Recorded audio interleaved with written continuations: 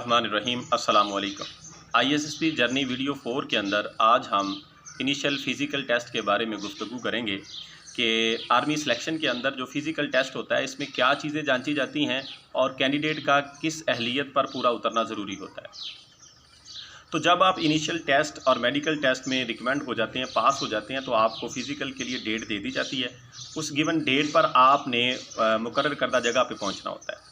तो सबसे पहले जो है आपका माइल टेस्ट होता है। आपने 1 माइल जो है वो दौड़ना होता है और उसके लिए टाइमिंग होती है 8 मिनट। यानी 8 मिनट के अंदर आपने 1 माइल दौड़ कंप्लीट करनी होती है, यानी 1.6 किलोमीटर।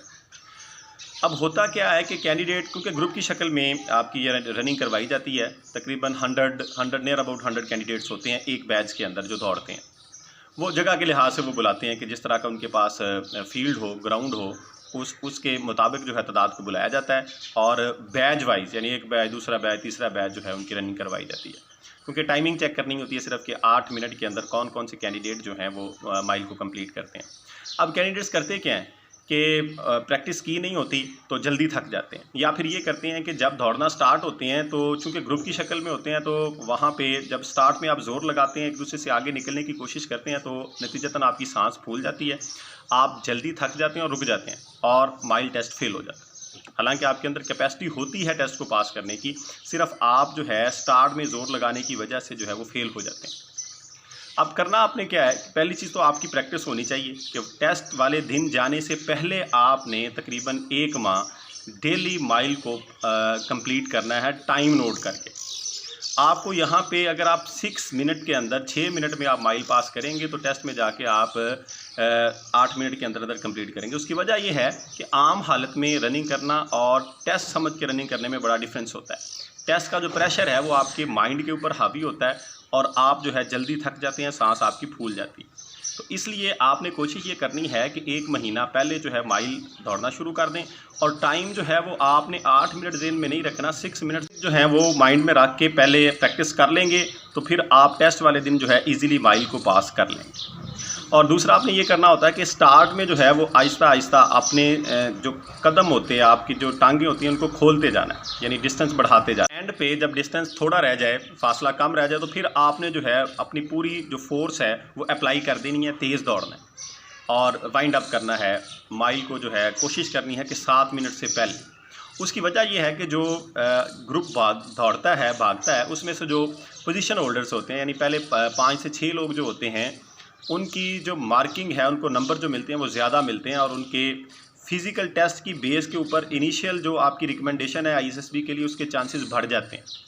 तो ये आपने अपने ज़हन में रखना है कि आपका फ़िज़िकल अच्छा होना चाहिए। ख़ास तौर पे माइल टेस्ट जो है, इसकी मार्किंग होती है, नंबर आपको मिलते हैं। जो फर्स्ट पोजीशंस पे आते हैं, पहली पोजीशन जो होती हैं, उनको अच्छे नंबर दिए जाते हैं, अच्छी ग्रेडिंग उनको मिल जाती है और इस बेस पे वो इनिशियल टेस्ट जो है आपकी जो इनिशियल रिकमेंडेशन है रिक्रूटमेंट सेंटर से ISSB की तरफ, उसके चांसेस आपके बढ़ जाते हैं। तो जब आप माइल पास कर लेते हैं तो इसके बाद आपका टेस्ट जो होता है उसी दिन वो आपके होते हैं जी पुशअप, चिन अप और सिट अप। अब पुशअप आपने जो है वो भी ग्रुप की शक्ल में होते हैं, 8-8, 10-10 लोगों को इकट्ठे वो करवाते हैं।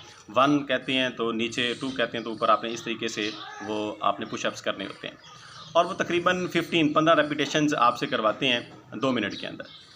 इसी तरीके से जो सिटअप्स होते हैं वो भी आपसे 20 रेपिटेशन, 20 रेपिटेशंस करवाई जाती हैं 2 मिनट के अंदर।